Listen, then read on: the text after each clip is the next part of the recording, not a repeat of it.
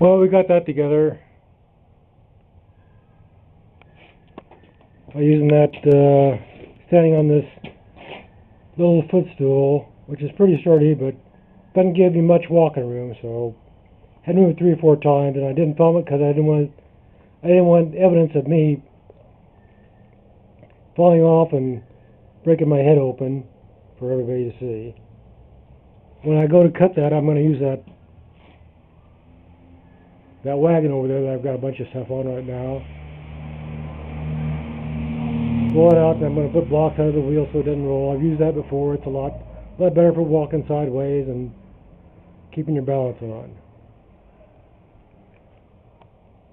Before I cut this off with a hacksaw, I'm going to finish shutting this window for the greenhouse, which has been working pretty well even with it open. But it'll keep the heat in there a little bit longer at night when it's shut.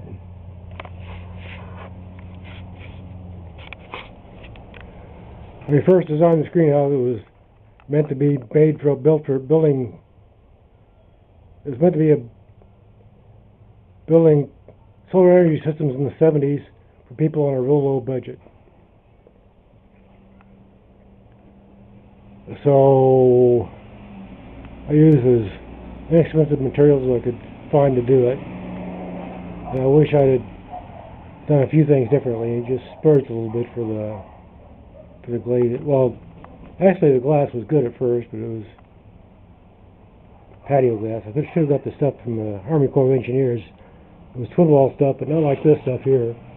This twin wall stuff here, when it's on the roof and it's exposed to the heat for ultraviolet rays for a couple of years, it becomes real brittle. I don't know if they still sell this stuff or not. It's called Tough Act twin wall. They'll probably give me a hard time if I find out that I've been bad out of my site. But this stuff will break in leaving the sun too long. It's generally used for. There's much better stuff, bigger. There's a greenhouse at the old hardware store that closed down. There's a greenhouse there. It's made of that stuff. And you can't see through it like this. I mean, you can see shapes and stuff, but you can't see. It's not clear like glass. It lets the light through. It keeps in a lot of the ultraviolet. It's insulated, so it keeps some of the convective heat out. Anyway, I'm going to just try out a pair of ice grips that's on that crank that we found these windows in the junkyard. Well, that window in the junkyard. We didn't have another window. Well, yes, we did have another window. Had that window over there. Didn't have the cranks on it, so one of these days I'll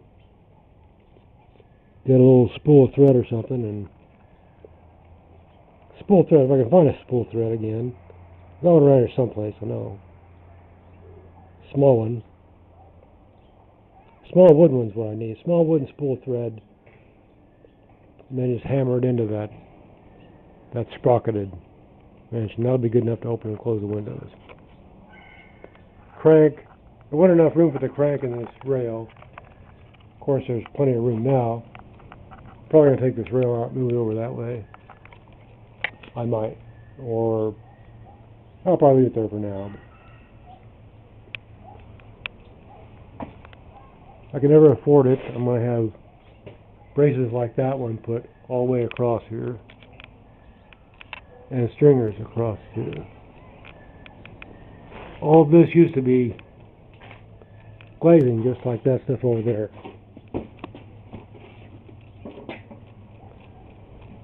Which is why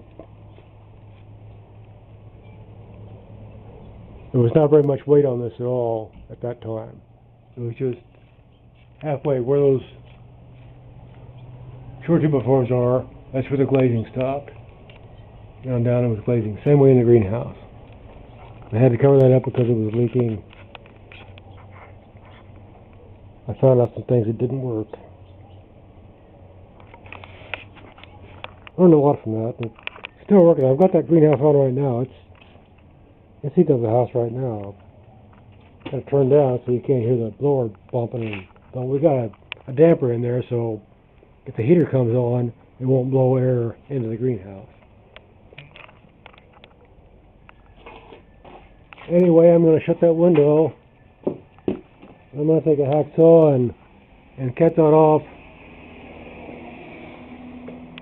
just to the left of this screw. If my shoulder holds out. I can do that from standing down here without standing on a stool. At least if my shoulder holds out, I can. If shoulder gets tired, I might have to stand up on a stool for a while, get a different angle.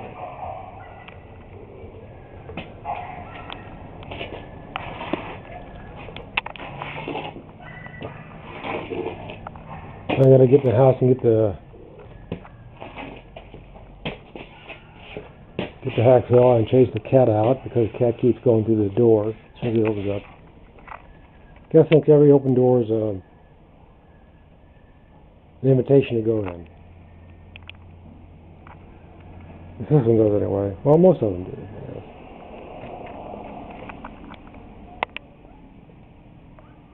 Yeah. I like to be an inside cat, but the balance isn't that good. A lot better than it used to be, but not that good.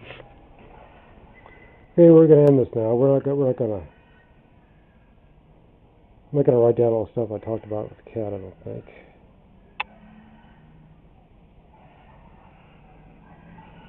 It's gonna be way too long for the blog. Anyway.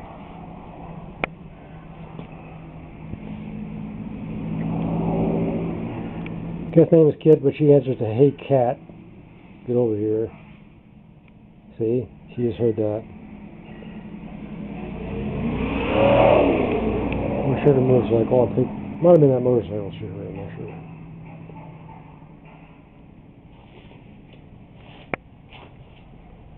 Okay, we're going to end it there because we're just rambling now.